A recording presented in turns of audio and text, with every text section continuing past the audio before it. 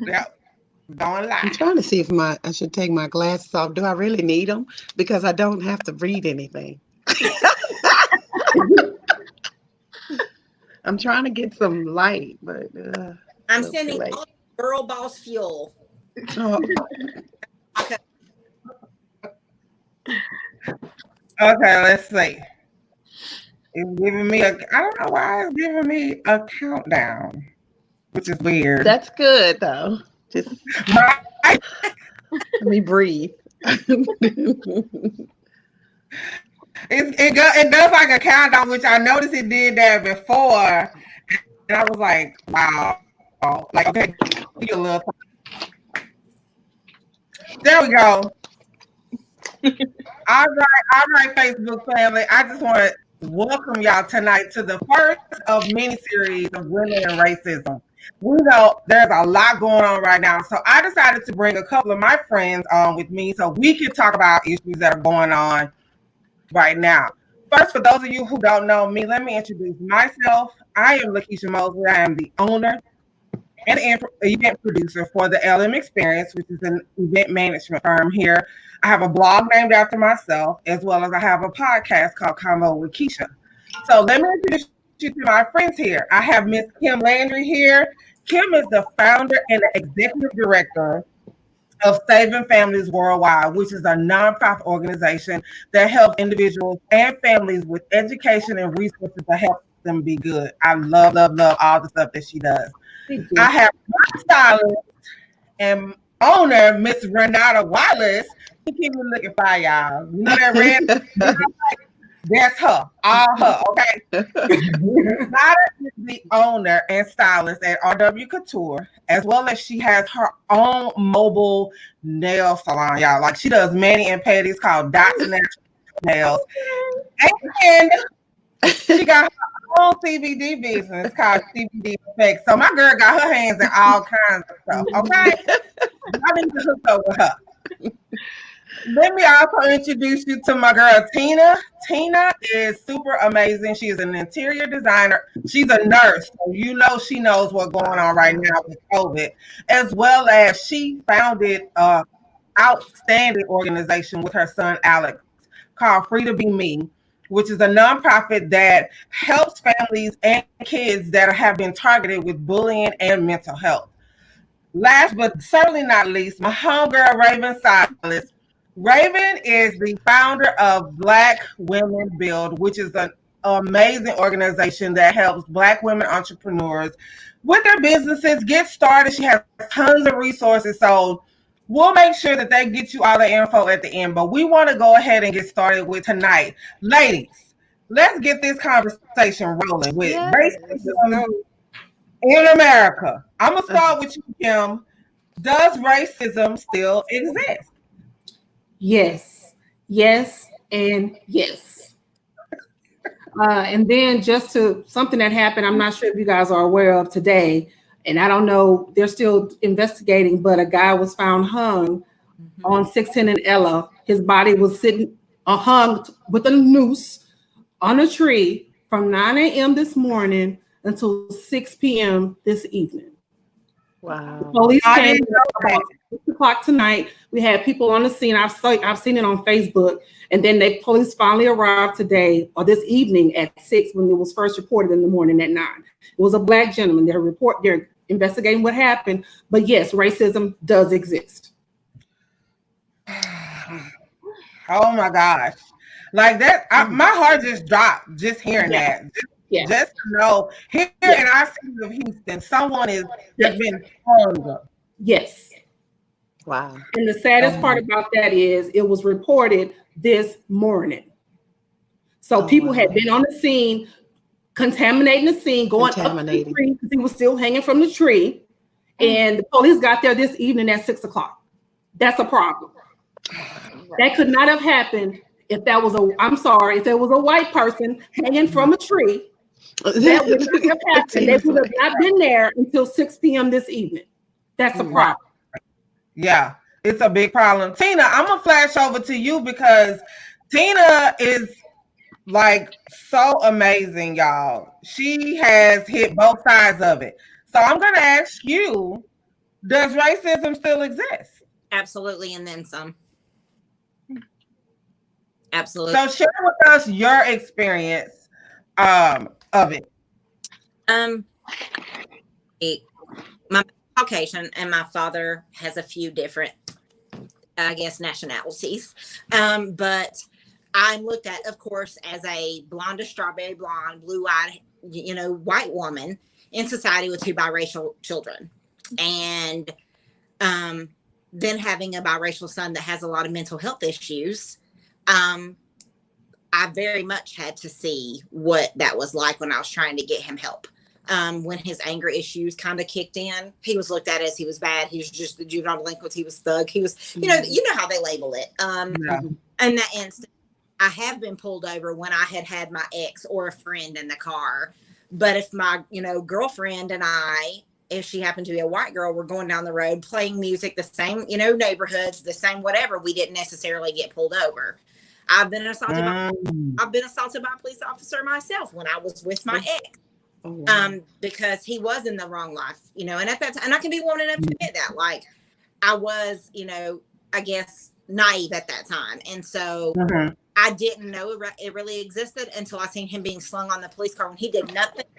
They didn't know he had done wrong, and then I almost went to jail because I tried to take up for him and get in between them, and like 8 years ago, if not longer, and so it absolutely exists. But then even with my older son, he's 23, just turned 23 June 1st, and just had his first baby in December and got married to a young white woman who lived way out in the boons, whatever, country, whatever. And I worry about him all the time because he's looked at as a young black male and drives a red Mustang. And I worry day and night. I make him call me when he's at work. I want him to call me when he gets home.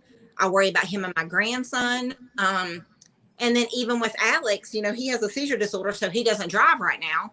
Thank God. Right. I'm grateful even more now than ever, because if he was to be pulled over with his autism and his brain injury, I don't know how he would react. Because even before the current things started really getting talked about so much, let's be really honest, they've been going on, but they've not been talked about. Right. Talked about so much because of social media. Yeah. And because we're having uncomfortable conversations like these.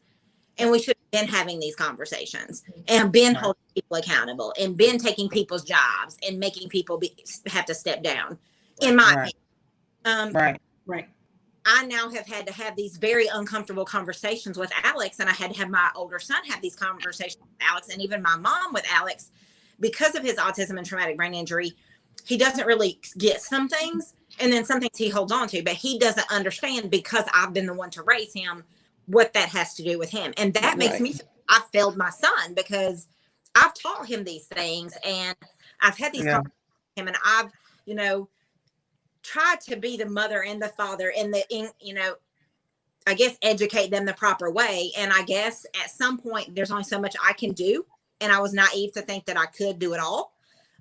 But now I've had to have these conversations, like, if you're outside with, the neighborhood kid next door who is Caucasian, and an officer or the security guard rides through and they stop, you need to this, and be respectful, do this, come and get me before you go speak to them. If they want to talk to you, you tell them they need to speak to your mom or yell for me. Don't have conversation with the officer. And I've even got a sticker on the back of my window and then by my tailplate saying, I have an autistic son in my car. Please do not pull your gun. Please be aware he may not react how you expect him to react. My son's life matters to me. Yeah. And that's the sad part. Why are we giving disclaimers? Right. Exactly. Right. Like, why are we having to do that? Like, Ray, kind of weigh in on that, because I know, like, what is your take on that? Like, now we got to come with disclaimers on us. Get pulled over. Well, and that's what Alex said, because he said, Mama, I haven't done anything wrong. Why can't I play outside? He already felt like he was safe out there. Now he's kind of trying to feel himself a little bit. And now he's feeling like he has to come right back in the house. Right. That's not cool. Raven, what's your take on racism in America? It definitely still exists. We stay in New Orleans, which is it's a cultural pot, but it definitely still exists here as well. My fiance, we have been together for about 3 years. He drives a nice car. He's a black man. He's considered one of those good black men. And he has been pulled over at least 15 times in the past 3 years that we have been dating for doing absolutely nothing but driving a nice car. And his parents stay in a predominantly white neighborhood. So it's just being a black man in America and having nice things because, they don't really expect us to have nice things because we are kept at like a level that is under most of white people. So I definitely think that it does exist. And it's sad that we do have to put disclaimers that, we are black or that we have an autistic son or that so on and so forth. Like we are also people too. So why should we have to say, oh, we have this going on or we have that going on? We're just usually we are doing absolutely nothing but riding home or, sitting in a line drunk or, so I just. It's too much. It is. Yeah. It is so much. Renata, weigh in with me because I know me and you've been rocking a long time. And you have not been quiet, which is why all of these women are on this panel. They have not been quiet about this issue. Renata, Yeah. I've just, of course, yes, it's very much alive and has never gone anywhere. And I just believe until we can, as a country, really sit down and just, I'm not saying sit down, but until we just write or acknowledge that there is deep-rooted issues, that there is deep-rooted disparities in everything that we do as a Black person or individual, that we can't move forward. We can't be a great country as this individual in the White House, because I refuse to call him name or president, that says that make America great. And anybody who asks me, I've already said America's never been great. No. And yes, this country affords me a lot of privileges that other countries don't, but it's never been great. And I'm not going to even pretend like it. Oh yes, it's great. The opportunities have been here for us, but imagine if we had the same level playing field. Just imagine how truly great this country could be if they allowed everybody to be the best that they could be with no issues, or nothing holding them back. Absolutely. Right. Raven, what has been your experience with racism? I mean, I know you talked about your fiance, and I know that's difficult within itself. I have a 21-year-old tall, handsome boy, and trust me, when he leaves out my sight, I'm concerned. But what has been your, experience with racism? When I was younger, my mom put me in the best schools, which of course, as you know, are schools that are predominantly white, because, schools that are in the hood, we don't have as much funding. So, our parents are forced, put us in school around people that don't look like us. So I've been in a lot of predominantly white schools, and haven't really, been afforded the same opportunities as my white friends that have went to those schools. And it starts with the teachers and how they treat, me versus the other students. It starts with how they grade you, how they see you, how they speak to you. Oh, wow. And I really did not notice that when I was younger because, it wasn't really being talked about because I went to those types of schools. So I really didn't notice it until I grew up and was like, damn, that was low-key racist. Like, why would she ever tell me that? So I didn't notice it then, but now I'm like sitting back and I'm like thinking of different instances that made me uncomfortable as a Black person when I should not have it. Absolutely. And I think that was one of the things when I was growing up, because I think I'm a little bit older than like a lot of you guys, but when we were the first to move in our neighborhood, we were the first Black family to move in our neighborhood. And this was back in the 70s.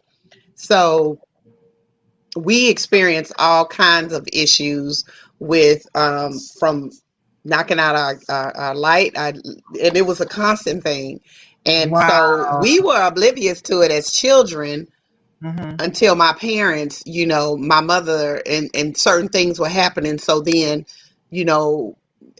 it was young that I was just taught, hey, they don't like you because of your skin, but you just be you. So it was never an issue. And even in school, I didn't recall any issues in elementary or middle school until I got to high school. And that's when, and it wasn't the students, because as far as my class, I was just telling one of my other classmates that our school, we were integrated, and we never had problems with race. It wasn't about, and I mean, it was every ethnicity. However, the teachers and the counselor is where I ran into the issues, and you really started to see it. That's a shame. That's a shame. Kim, what's been your experience with it? I'll never forget this experience. I was at the Galleria in Houston, and I normally, when I would go to the Galleria or someplace like that, I won't wear a purse, or I'll wear a crossbody. And this particular day, I was walking into this older Caucasian lady. I had on my crossbody, and I noticed her. I was because when I'm in the mall, I kind of search. I kind of look around in my surroundings. So I caught her kind of like looking at me, clenching her purse. And I just looked, and I kind of grinned, and I clenched mine back. Like, that's mine. But it was just like, really? Like, really? And so it's stuff like that. It's subtle stuff that kind of, it depends on what kind of mood I'm in. I'm going to give you a little something back. Oh, yeah, for sure. It's yeah. So that's one that it just sticks in my head. Like, okay, really, boo? Really? Yeah. So, yeah. Oh my God. Tina, what about you? Kind of somewhat a variety of different things, but like with my older son, he was a huge athlete, like I had shared with you on the podcast you and I did with Alex the other week. My older son was a huge athlete, and then he was in a car, and so like he was afforded a lot of different opportunities in like middle school and high school, and then he was in a really bad car accident with my mom in high school, and he can never play ball again. So he went from being this huge athlete that like teachers like went out of their way to like slide him grades or do this for him or do that for him. And he was the amazing Ty Jordan. And then once he couldn't be I guess an asset to them anymore, he was just another one of those kids. And they want to push him as much, or he wasn't, I guess truly, I hate to even say it, it makes me sick to my stomach. He wasn't an asset to them anymore. Right. And that's the thing. And that's but the whole, just like with Colin Kaepernick and the kneeling and, him unable to play anymore. And it comes back to that. And I say it you see it all the time. You're fine as long as we're fine, as long as we are winning Super Bowls for them, the championships. Just like the woman told LeBron James, shut up and dribble. So basically, as long as you're doing what they want you, it's fine. And I was like, no. Yeah, stay in line.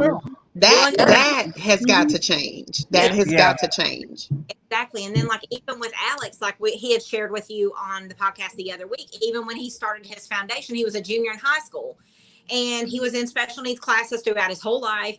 And he started getting to be on the news and getting like local, community hero awards for, going and talking to kids in schools about bullying and mental health. And he developed a skit and a play and all of this, just different stuff. We were doing back to school drives and Christmas drives. And he became an asset that his high school could say, our very own junior, our very own. Right. And so they like called the news to come to talk to him and interview him at the school with the guidance counselor. And I was proud because for once Alex felt like he was worthy and people seen him for his heart, not for his struggles. And so I made the mistake as a mom. They blinded me, I'll be honest. And so I backed up and I was letting them soak all this stuff in with Alex, because for once, I ain't even gonna lie, like I got to be like proud. I'd always been proud of him, but I got to see other people be just as proud. They were, and then so once he graduated, they made a lot of promises, like, you know, we'll keep having you come back because then you're going to be an alumni and this, that, and the other. And then as soon as he graduated, 3 weeks later, when we went to go talk to the guidance counselor, and he cried to Takesha about the other week, the guidance counselor straight up told him that she thought he needed to close his foundation because there was no need to do it anymore. He had graduated high school. Yep. And it completely has now got him in a really bad space emotionally, because he felt worthy for that. And he seen something that he had grown himself, like from pit to purpose. His pain turned into passion. Right. And that he wasn't a purpose to them anymore. And so, but yet I still see, and again, I'll say it because Lakeisha will tell you, like, I'll be the first one to call it like I see it. And I've gotten, like, he's lost sponsors and foundation, you know, donations to his foundation because of things I put on my social media about this whole issue.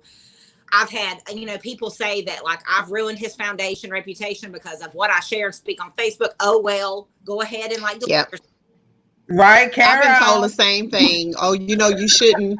I was told that you shouldn't say how you feel on your because, you know, you have businesses and you can lose money. And I said, well, I've always been taught all money, not good money. And if that's my personal opinion, and if that stops you from purchasing or buying from me, oh well, I'm okay with that, because I'm gonna stand in my truth and how I feel. You know, and I think that's the problem. We have tiptoed around it so much. No, you can't say that because you might offend somebody. Guess what? I'm offended every day. I'm offended when every day, you know, I get a different interest rate on my mortgage just because I'm a black woman. Absolutely. You know, so I'm offended. Yeah. You know. And, you know, like we were with Lakeisha, like, that's exactly what happened. And it was a gentleman who owned an insurance agency that backed out on us. But yet I still see, you know, the whole thing happened when he graduated and he was crushed. And then that stuff happened, 2 weeks ago, when I started posting and speaking my truth about this situation. And like his foundation's made shirts saying, you know, basically, like, I'm not going to be fake to make you comfortable. Like, right. Yeah, I'm done with that one. Yeah, that's over. Yeah, that's so done. That's and the so thing done. is, when you're walking in your truth, you're going to attract the right people. So you don't want to be fake anyway, because you got to keep it up. That's it. Yep. That's it. And that's just what I tell people. You know, good, bad, or ugly. This is me. Yep. You know, I've always been taught. You know, I don't judge people. My family, we have a plethora of races. We love people for who they are. I was taught like that, not based on the color of your skin. But you know, it and again, it doesn't stop the fact that I'm me. I'm gonna be me. So take it or leave it, boo. Yep, that's it. Everybody on this platform has a business that could be affected by what's going on if we speak out. But it was just something that happened, you know, recently. So, you know, George Floyd, Breonna Taylor, Ahmaud, now Rashad, what's his name? Yeah. Rachel, yes. Now it's to this point where enough is enough. Like, I'm tired of our men being slaughtered. And so I say to people, and Tina's one of those ones where you never have to say, oh, I'm sorry for saying this. I don't mean to say it. She not that type of person, because she deals with those same struggles that we deal with as well. But I am tired of, you know, white folks telling me, I understand. I feel where you're coming from. And I'm like, no, you don't. You don't at all. You don't know. Who I posted this recently, y'all, that I worry because he's not there yet, and he don't like the police at all. That's my older right. He may go off. You know what I'm saying? And the thing is that he might be having a bad day when he gets pulled over. And if the cop having a bad day and my son having a bad day, who's gonna come out of it? Exactly. Because the cop is not. It was the same thing with Sandra Bland. Like I said, whether she had a bad day or not, like she told him, why do I need to put my cigarette out? And that instantly sent him on 10. Man, guess what? Deal with it, give her a ticket and send her on. But that escalated because he didn't like her attitude. So then he popped off and and now she's dead. And that was was ridiculous. And I don't want to have to, if I'm having a bad day, God dog it, I'm having a bad day. Right. But I don't want to have to worry about losing my life because I was having a bad day. And you so happen, if you're scared being a cop, then you need another profession, period. What did I post the other day? You need another profession because I know this. I'm not trying to be no cop. And I'm not saying that I'm a scary person, but that's just not for me because, you catch me on attitude, a bad day. I'm going to come with a serious attitude, so I don't need no gun with it. So, but it's just, we've just got to look at totally retraining these and do more than just hiring a nutcase. Shoot, if you're going to pop out that quick, you don't need to be. I knew I couldn't be no cop. Everybody know that. So, but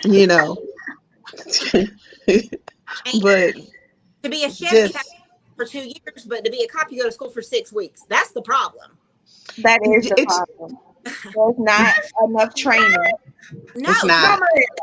6 weeks. And like I shared something on my Facebook week, and look, I think he liked it, but I said something about, I've been a nurse for years in the nursing profession for years now. Been in this profession for years now. I've been spit on, bit on, thrown up on. I've been slammed against the wall in behavioral units. I've gone through it all. I've been at yada yada, through it all. I've yet to have to kill somebody. I've yet Thank to you. Period. And you didn't say because you were having a bad day or somebody spit on you, let me go inject this food with some, and end it all. Exactly. So it's That's just crazy for y'all. I think part of it is they come to the job with these preconceived ideas anyway. They have these embedded racist ideas anyway. And some of them take these jobs to be able to have a little power because maybe they don't have any power at home. So it's different things I think that contribute to that. But definitely they need to do more training than 6 weeks. And that was mentioned on CNN. I can't remember I was watching CNN and they said that, you have the guy that was beat up in high school by the black kid, so was picked on. So now he's got this badge. And he's got this gun. And guess what? I remember when I was beat up and put in that locker in high school, and it was by somebody who looked just like you. So guess what? Now I got the power. Now you go. So that it is people like that that's on the force. So again, how do we go about changing it? And I think as citizens, we need to have independent task force. Hey, he had 18. The guy that killed George Floyd had 18 complaints against him. It is no way he should have still been on the floor. What was going on with that? And so again, if there was an independent review board made up of citizens, hey, he's an issue. He might need to just sit at the desk. He don't need to be out there among people because apparently he got some stuff going on. And we have to push back and make sure that it's not enough for me that, we've got, it's a little bit of reform. No, like they said with the defunding, hey, if your forces got all these kind of issues, you don't need this kind of money. You need money for training. So that's what we're going to give you, but we're going to put this into something else. But it's time for us to make a difference. It's not going to just happen. Let's talk about the police because technically we pay their salaries. Thank you. Them to kill. Thank you. So, Raven, give us an idea. What do you think? What's the best way for us to even start with the defunding? Because I agree with Renata 1,000%. It's time for some change. Period. I think that if we defund the police and then put that money back into Black neighborhoods, then we can succeed. Growing up, I had a rec park. I had a basketball court, there was a park, and those are all closed now because there's no money in the budget to fund those types of things that can keep us active and doing things. Yes, that's it. That's it.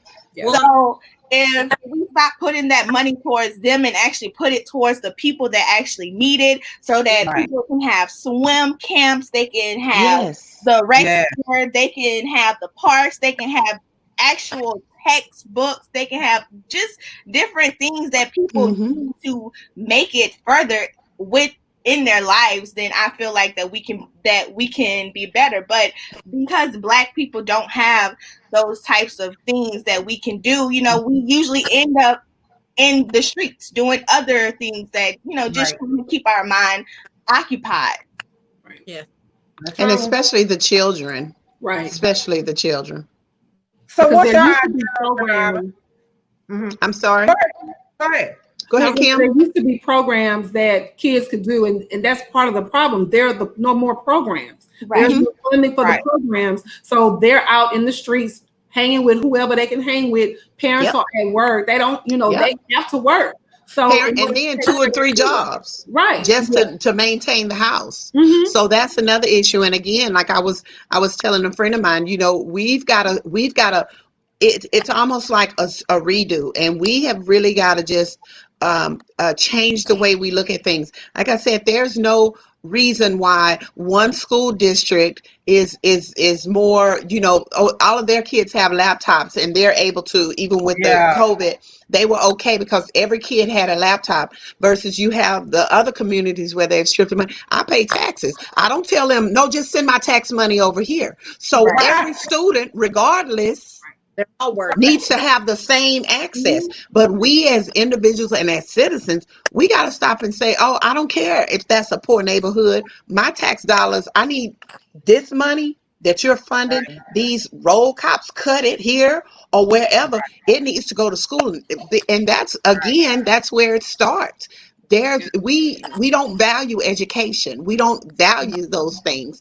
So they cut it, and we've just been complacent, and it's like, okay, well, it's nothing we can do. And that's why I tell people, don't worry so much. You need to vote. You need to know when that comes through about the board, electing your school board, you need to be there, and you need to vet those people. Because if they have their own agenda, once they get on that board, your kids are not a priority. Right. So, it starts there. But we're just, like I said, it's a lot of work to do. It's a lot of work to do. Right. Tina, what's an idea you have to defund the police? Because I'm down for it. Totally. It's got to go. It's just got to go. I mean, I'm a daughter of a retired teacher, so I am totally with what you guys were saying about with education. Oh, yeah. Because, and then being a mom of a son with a disability, that he started getting shortchanged because we changed neighborhoods, you know what I'm saying? And then I'm not gonna lie, the young lady that got sentenced to 5 years in prison because she gave her friend's address because she was actually homeless and wanted her kids to go to a better school. That was crazy. I could have done, and I got caught. My son had to go back to his old school. They never once talked about charging me, and I mean, I'm thankful. Don't get me wrong, I'm thankful, but it pisses me off because that mother got taken. First off, she was homeless, you know what I'm saying, and then she got taken away from her kids because she tried to give her kid a better school life. Right. The hell? Really? She wasn't. That's what I'm saying. Wasn't breaking into anywhere. She just wanted out of damn education. And that's ridiculous because, like you said, her taxes, she pays taxes. So, again, no, this is not acceptable. I shouldn't have to sneak around and lie and use another address because I want my child to go to a better school. I need these schools to give them the best education that they can, because that's what my taxes are for. And that's what we signed up for. Exactly. Like I said. I didn't want to allocate my taxes for no wars, none of them, if you ask me. But I didn't have a choice in that. Seriously. And if you think about that, let's look at that. Felicity Huff had money to send her kids to any university anywhere in the doggone country. Yet she chose to scam and scheme to get her kids, one kid or however many she had in there. This lady just trying to send her kid to high school to get a better education and wind up spending Are you serious? And this lady got what? Probation? Yes. That, or something like that. It's bullshit. It really is. You good. It really is. Hi, girl. But and you know it's again it's all that, you know, from the affirmative, we need this amount, that amount. Like I was just telling someone else a little bit off. I was like, I don't even understand why race needs to be asked when we're getting a mortgage, when we're applying for a job, if you truly want to make a difference, remove that. You know, because what basis how does it affect it when I'm getting a mortgage? What is my race when I'm applying for a loan? Exactly. What, you know, again, it's these type of constructs that we've got to get rid of. If you want to say, you know, and I hear the companies, they're putting out, oh, I'm this and I stand for this. You got to truly stand for it. I did a project last week, 55 major companies in the U.S., huge companies. 2 of them, out of 55, 2 of them had one Black person on their board, in their leadership. 2 out of 55. And that's not, but you want to say you stand with me. You have no one to represent me and to look at things from my perspective in your company. So again, it's a whole lot of things that we gotta do different and change, you know, because we can talk all day. You can send me a letter all day. I hear you all day, but your actions are going to show me if you're serious. And that's where I'm at with it. You can't tell me, oh, no, I understand. Oh, no. What are you doing? What are you doing You're right. to make a change? Let's get there. Kim, I'm going to start with you because when this happened, I noticed a whole bunch of white folks was down with us now. All of a sudden, their eyes were open and all of a sudden this veil fell off and I stand with you and Black Lives Matter. What's your take on the response? Good bad that you come across because you in corporate too, like me. So what's your take on that? I thought it was very interesting. What I will say is I'm glad they could see it now that we've been dealing with this for over 300 years. Okay, I'm glad you can see it in 2020. But same thing Colin was telling them, Colin Kaepernick, okay? Exactly. But he was wrong. He was disrespecting the flag. Now, the flag. Now, as a person that's a United States Navy veteran who defended the flag, who basically wrote this country a blank check because I didn't have to come home. So I stood for you to be able to kneel if you feel like that's what you need to do. It's not disrespecting the flag. And that's what people don't get. But again, you have a president who dodged going to the draft. Whatever he was saying, you know what I'm saying? So that's the kind of stuff that really pisses me off because a lot of these people that are talking about disrespecting the flag, you have not stood for the flag. I personally wrote a blank check and I stood for the flag. That's right. Right. Yeah, I find it interesting too how some people all of a sudden, you know, here comes NFL commissioner, you know. Now he understood. Raven, tell me what's the response you got that, you know, kind of pissed you out from either white folks, whomever. You know, I just think the whole I don't know if you guys, if Kim, Lakeisha, Renata, if y'all can connect, but white people have been really, really nice lately. And it's annoying. It is so annoying. You have to go out your way to tell me, hey. And actually, you know, speaking of that, and not to be funny, but I work full time too, so I have a, you know, and I had a couple of people to reach out and just talk to me, and not that I was surprised because we talk all the time, but it was more so, you know, I I didn't truly understand it. Well, I was personally told he didn't realize that he was benefiting, how much he benefited from it. He didn't realize what we had to go through. And so I can appreciate that. Yeah. I hadn't really been out and about to really interact with anybody because I so mean mug now going in the stores. I'm just looking at you sideways, so they probably know. I already know we can't mess with her. She ain't the one, not today. Because I've been real upset. I've been real upset. So, What you got, good or bad? You know, like what was your take on that response? On which response? Tina, like what response have you gotten from anyone that? Because honestly, you on both sides of it, sister. yeah. Right.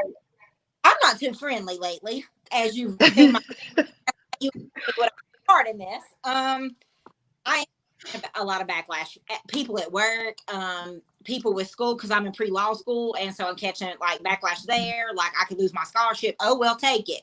Like I'll figure it out. Wow. I'm not Long as gonna you lose your scholarship, I'm sorry. because you're uncomfortable. Okay. My friends, my son's family, people of their color have been uncomfortable, and this shit's got to stop. And if it means me to go to school, so be it. But like, and I've had people delete me on Facebook. Oh well, goodbye, deuce. Please, You Right. up a new number. Add me, go for it. Click the button. Right. I got a few new spaces, but Right. like, and then I've had I went to a protest and I was gassed, and Oh, wow. I had people be like, Tina, thank you for being here, but you didn't have to be here. Oh yes, the hell I did. Well, yeah. Because if I would have sat home uncomfortable, then I'm still part of the damn problem. Right. Mm-hmm. And that's what I've tried to explain to people about what my son's foundation, and it's still some part of all of this because it's still about respect, no matter how you look at it, and about human damn decency. Again, excuse my language, but it's like I'm just not going to be quiet. And they got the wrong white girl if they think that I'm getting ready to be quiet because I didn't always got nothing to damn say. Since I was a teenager, I got in trouble for it. So it ain't no different. Ask my parents. But like when your mom, who is an older woman with a lot of health issues, comes to you in tears, like, help me understand why you are crying and so angry and upset about all this. Because I am all eyes out watching TV and Facebook all the time with my damn children. My son's father was killed when my son was 7. Yes, it was, but it still didn't have to happen. You know what I'm saying? If he would have been here, our lives could have been a little bit different. You know what I'm saying? He could have taught my son things that I couldn't. He could have instilled in my son things that I cannot. And so I had a very uncomfortable conversation with a woman that I very much respect in Greenville, South Carolina last night. And her name is Mata Crawford. And she was on a Facebook Live, and she does these things, a moment with Mata is what she calls it. And I always jump on and I, soak up wisdom from her. And, I think I was probably the only white girl on the live. Go figure. I do that a lot, but it's okay. Use me for I'll learn whatever. If I don't know, just teach me. But I told her, I said, Mata, I'm always here, and I'm going to stand with you. And she said that she respected that, and she thanked me. And then another white lady jumped on. I don't know her, whatever. But it was basically like, I said, what can I do? And she said, and to our white friends, and basically back to what you said, first off, stop apologizing for everything all the time. Because there's certain things that, even if I apologize, it's not going to seem sincere to someone else. You know what I'm saying? Because I don't necessarily know what I'm apologizing for. And I will be the first to say I'm guilty of that. I apologize 24/7 to everybody in my life because I come from, a really rough childhood. My stepdad alcoholic, and so I got into a lot of bad stuff when I was younger, yada yada, whatever, that's irrelevant. But I ended up in a very abusive relationship, so it started thinking I had to constantly apologize. So I'm always if you do add me and get to know me, you'll constantly see me apologizing. I apologize in advance. See, there I go apologizing. but the things that she wanted her white friends to know, and I even wrote it down because I'm a note taker, is you got to know when to step up, but then you also got to know when to shut up because it ain't about me. You know what I'm saying? And even if I'm wanting to stand with you and talk with you, that's why, Lakeisha, I told you I would be honored to be part of, but I would understand if you didn't. You know what I'm saying? But then she was like, and you also got to know when to say I'm sorry and what are you saying you're sorry for? Don't just give me a blank, I apologize. You know what I'm saying? What are you with that? And that resonated with me more than anything, because you guys are tired of hearing those lame ass I'm sorries. And I get it.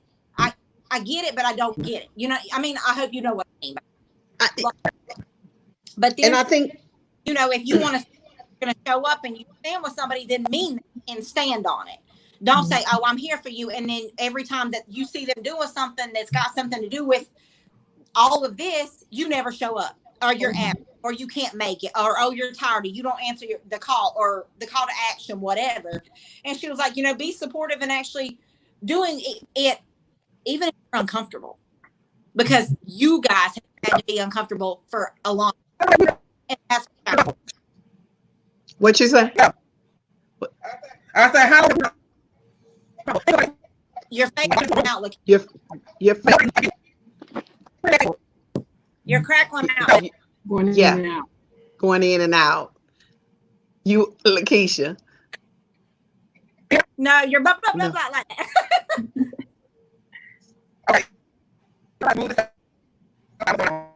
Yeah, we don't hear you. Beautiful teeth and smile, but we don't hear you. Why don't you mute it and then unmute it again? See if your and then come back. But she said to me, you know, she's like, you know, and okay. Said to me, you know, Tina, I appreciate you and your honesty, but there's just some things that you can't tackle by yourself. Thank you for showing.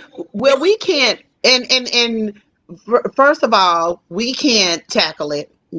We're not asking or expecting anybody to tackle anything and do it by yourselves. Right. Again, first and foremost, Black people didn't put the stuff in place to for all of this that's going on. And second of all, we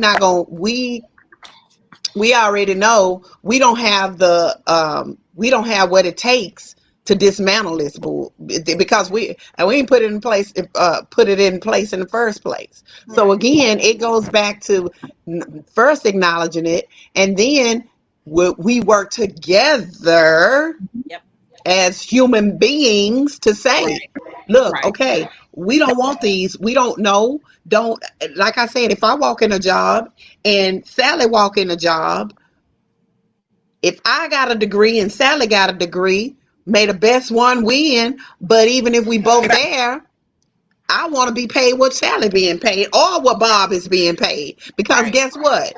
Bob ain't no better than Renata or Sally.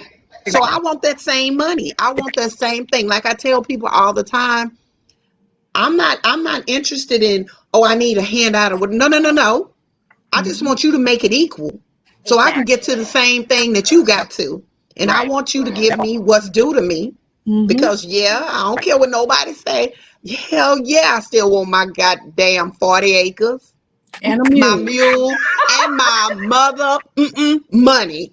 Yeah, I want everything that's due to me that was taken from my people. Yeah, you sure do. And because guess what? When I get that platform, I don't pretty much care what you do, because I know what my abilities are. I know what I'm gonna do, what I can do for my family, and for my legacy. So I'm not worried about that. But you got to give me that same opening, that same door that you walk through. That's what I'm saying. So you can keep all the rest. If you don't like me, that's cool. I ain't necessarily got to like you either.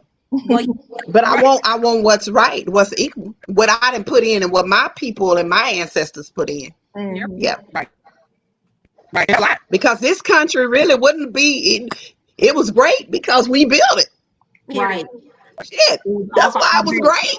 Absolutely. Absolutely. Talking about making it great. Well, give it to us. Give it to us. We'll show you what great is, bro. Number 40, whatever the hell. He don't exist. I don't know his I revoked his number. I won't even give it. No. I won't give him the respect of saying his name. No. Right. None. I got Cheeto. None. Pay for that. Yeah. She was like, you need to respect your president. I said, well, last I checked, Obama's no longer my president. I ain't had one since. I don't know who the hell to respect. First of all, this is what I tell people. When you say you have to respect the president, no, you respect the title and what it stands for. Right. Because it's just like this to me. I tell people titles is just that, it's a title. It's not who I am. I'm an executive assistant. I'm a this, that, but that's not who I am. That's what I do. President is his job. Right. You respect the individual. When you start showing respect, then you'll get respect. And he is But not just because you hold that title, don't mean you instantly get it. Absolutely. No. Right. He's done nothing to be respected. He hasn't. He hasn't at all. At all. He hasn't respected anybody. I think at all. I think Tina makes a good point too. And it's for, you know, us. We need white folks to step up, and we need them educating their folks. It ain't my job to teach you anything, to be honest with you. And I'm actually tired of having. I don't even want to explain why we mad. You know, I don't want to explain. I had somebody to tell me, well, you can, you know, marching, but like Martin Luther King.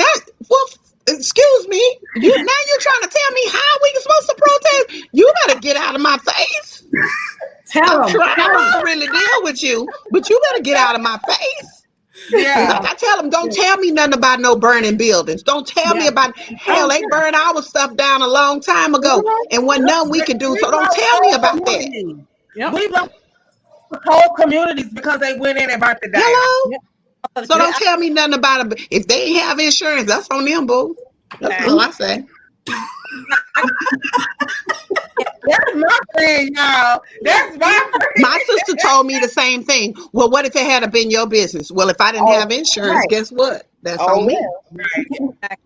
That's on me. Yeah. But you can't tell us we tired. We're beyond tired.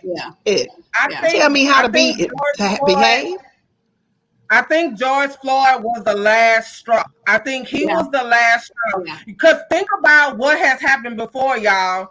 You know, we've been mad, and then they come back and they say, "Oh, we filing charges," and then we go away. And we ain't going away this time. We like right chill. We really, I think, sticking to it. So, Raven, I'll start with you. What are some things you're doing for the cause? I'm encouraging people to vote because it definitely starts with the people that we elect and put in office, from the school board office to the judges to the attorney generals, all of them. I've also been encouraging people to infuse their money into Black businesses because most Black businesses will put their money back into their communities. And just, you know, trying to educate people on what's going on, and just standing in solidarity with everybody that is on the front lines and actually, you know, putting in the work to make sure that we are heard, because we are tired and we are pissed and we are angry and we're hurt, we're sad, and we just, you know, also have to take care of our mental, because it is to be online and like you're angry and you're hurt and you're sad and you are seeing post after post after post and you're crying. So just, you know, telling people that we got to protect our mental during this time as well, but we also got to make sure that they hear our damn voices. Yeah, we can't be silent, because not only hear the voices, they got to feel it. They got to feel us. That's why I said they're going to have to feel some of this. They're going to have to feel some of this anger. And I don't mean, I'm not talking about people, but like I said, you know, they're going to have to feel it. They're going to have to be affected by it to really understand, okay, y'all, this we've got to start. We got to have this conversation so we can start making some changes. And all they understand is the dollar. That's what they understand. That's right. That's right. That's right. Right. That's it. I think that's where it's going to start. Raven makes a good point about putting back. I want to encourage people, start your own damn business. How about that one? Start your own business so you're not holding to someone else, because something's going to get real out here. We think COVID is something. The pandemic now is Black lives. That protecting. We have COVID. We have we got the pandemic, we got COVID, we got Black lives, we getting slaughtered. We got the economy, because what people didn't realize before COVID came, and even if that hadn't creeped in, the it was gonna crash. Yeah, we at 44 million now. It ain't over. So you got all of that going on, and not everybody is open to running a business. It ain't for everybody. I tell people you can't be emotional about it. Running a business, you really can't. But what we have to do, as in the Black community specifically, is we've got to keep our money in our communities. Period. And until and circulate it in that community until, okay, now it's time, we can leave, we can afford to leave it. And like I said, that's where it's got to be. That's where it's got to be. And like I said, I'm not shunning no money from nobody, because guess what? I cannot like you and take your money. Yes, because it happens to us on a daily. We have to be honest about that. So we have to get out of that. Oh no, I'm just going, no. I'm going to take Sally's money too. Yeah. But we have to make sure that it's coming back. We are circulating it in our community. I'm just being honest, y'all. I'm too old now to be like, no, I don't know. Like I said, I have to speak my truth. Yeah, that's true. Tina, what are some things you're doing for the cause? I've been super involved with things, even in Greenville and here in Asheville, from the protest and getting involved on the front line to really getting in trouble at work on the aspect of that fairly afforded to like other patients, if you know what I mean. And to their families that aren't being offered necessarily services as other families are being offered those services. Wow. And I actually have gotten written up, and I may be about to lose my job, but that's okay. Oh, wow. Because then it'll be time to focus on my business and my son's foundation solely, and God will way. And even with Alice's foundation, his support groups and feeding into and speaking life into that, and working a lot closer with the families, because the majority of the families in his program are they're Black. They're Black families, and it's in lower income communities, and they are, a lot of the moms are working 1 to 3 jobs, and the dads are not necessarily in the homes. And I'm looked at as, I'm the one that they call when things are going on, and I do bring groceries, and I do this, and I do that. And it's not about tooting my horn, period, because they've also done it for me. This weekend when we're moving, it's some of those same parents that are helping us do so. But to me, it's about standing with all of you guys. And even if it makes people that expect me to do different uncomfortable, F them. Like, it's whatever. I don't know about business. Lakeisha, you've seen it firsthand on my page. I give no damns. Period. There's a damn delete button. No way. I'll throw you on my page. Right. I think that's great how you're standing. You know what I'm saying? Yeah. Don't support my son's foundation. Why the hell are you here? Like, literally. But it's just about, and getting the word out that, and that's why Alex changed his foundation name from the Alice Michael Foundation to Free to Be Me Foundation, because he did not want kids or adults, because now that he's getting to be an adult, to feel left out. Like, his foundation was only for kids or, adolescents or adults that had been bullied. He wants anyone that is struggling with mental health, period, or abuse kind, to know that they have a safe place. And that's why we are so dedicated to getting the office open. Right. And get a tutoring program for after school, and because I've got counselors and college students that are willing to come in and feed back into these kids if I can just get a space. And that's, I really feel like, where it's going to start, because like you guys said, it's all about education and it's all about support. Yeah, definitely. Like in any community, but especially lower income communities. I am a lower income mom, so I know. But like, just because I'm a nurse, I don't get the big buck shit. Girl, I know you tired too, shoot. And I'm about to get tired, so it wouldn't matter. But like, it's I feel like my purpose would not be served. I couldn't sleep at night if I was serving in any other capacity. Right. be, I used to want to be that mom that wanted to compete with the Jones and look like I had it all together. My kids had on Jordans and they this and they that. But at the end of the damn day, if my son is trying to commit suicide because kids are being mean to him and they've tied T-shirts together and showed him how to hang himself, and I walked in on it and God saved my babies. Oh yeah. Literally, that. Right. I walked in the door as he kicked the chair. Oh yeah. So y'all got to hear that story. Y'all got to hear that one. Yeah, we're gonna have to do something else to hear that. Yes. And it's being ignored because no one is willing to go and be freaking uncomfortable in the uncomfortable neighborhoods and hear these damn kids and they're hurting. And they're doing this because they just want to be heard. And so I'm there.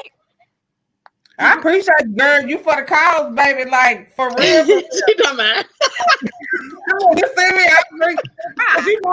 It ain't too many people who willing to be like, listen, I don't care about what y'all think.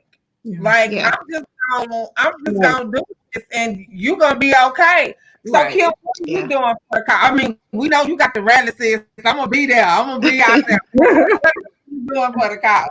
We do have the rally Sunday, June 28th, and we're also doing voters registration because I feel like where's the rally? What's going on?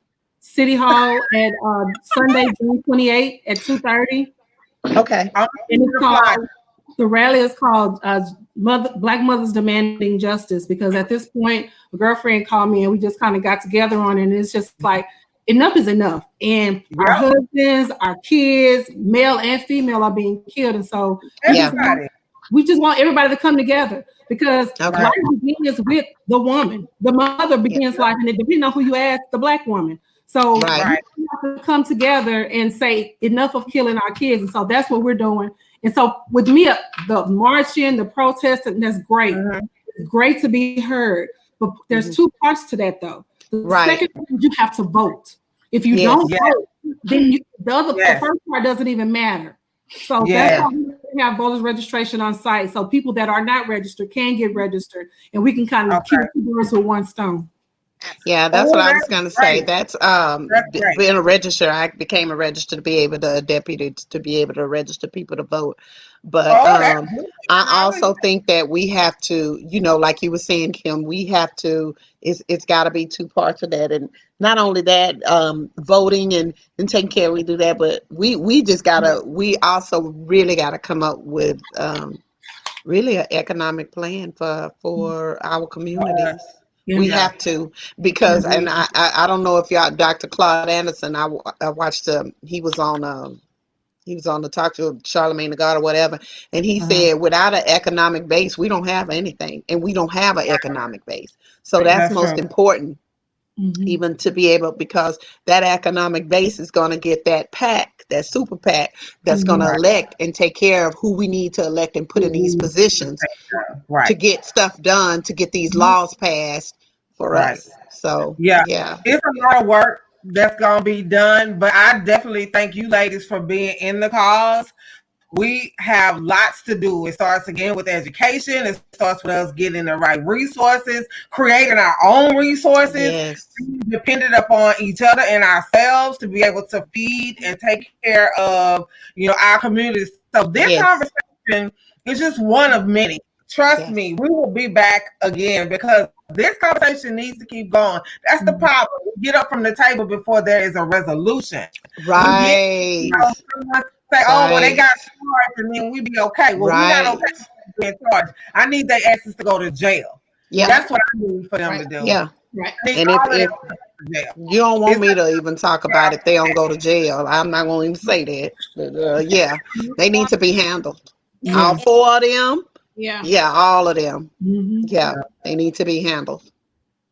Yeah, what'd you say, Tina? Good enough. Even bigger than going to jail. I mean, Zimmerman to jail. They need to be convicted. Don't even start me. Ooh. Girl, let's not touch that one. He went to jail. Let's not touch that. He went to jail, but he wasn't like he was bailed out. When he got arrested. He wasn't convicted. So he didn't really go to jail. He just got arrested. He went to hold the cell. Make a noise, so he got arrested. Yeah. Yeah. That's it. He went to a holding cell. Oh Was my he even God. charged? Did he have a trial? No, he had a trial. Yeah, He did have a trial. They just Okay. arrested him because we were making noise, and then he went to trial and was found not guilty. Exactly. Yeah, I can't touch that. Exactly. That's a Yeah, a we off offline that's what conversation. yeah, that keeps us in emotion. So, Yeah. ladies, thank you so much for joining us tonight. See, you a firecracker, Renata. That's why I love you. Oh my I have to God. act So, right. ladies, I'm gonna start with you, Kim. Tell people how they can get connected with you and your organization. You can reach us as our website is www.savingfamiliesworldwideinc.com, and we can also be reached at 281-241-9202. And your event is the 28th. Sunday, June 28th at 2:30 p.m. on the steps of City Hall, Houston. Okay. Bring a June 28th. mask. Bring your mask. Please bring your mask. Also, somebody contacted us. If you don't have a mask, we're going to have some mask donations. So we're going to make sure everybody's covered. You know, with the COVID, we want to make sure we want to be heard, but we want to be safe. Yes, Right. definitely. And some sanitizer. I need some hand sanitizer. Yeah, you got some. Right. I'm like, yeah, because I don't like y'all and stuff, but I ain't nothing to you. Tell the folks how they can get connected with you. Oh my gosh. Just the quickest way is if you want to shop the website. Plus it's 60% off now. A lot of the items clearance. www.rwcouturefashion.com. For Dots Natural Nails, you can hit me up on Facebook as Dots Natural Nail Spot, or the website dotsnaturalnailspot.com. To schedule an appointment, or you can give me a call, 713-823-6537. And the CBD Effect, same thing.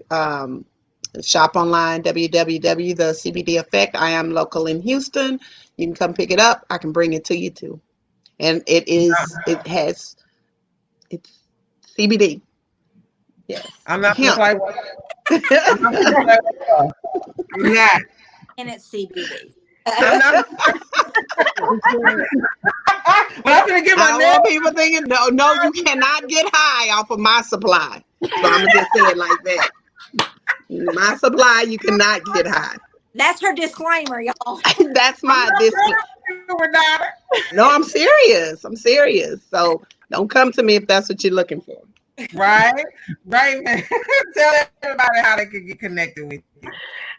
So you guys can connect with me on Instagram at Black Women Build. It's BLKWMNBUILD. And then we also have a website, which is blackwomenbuild.com.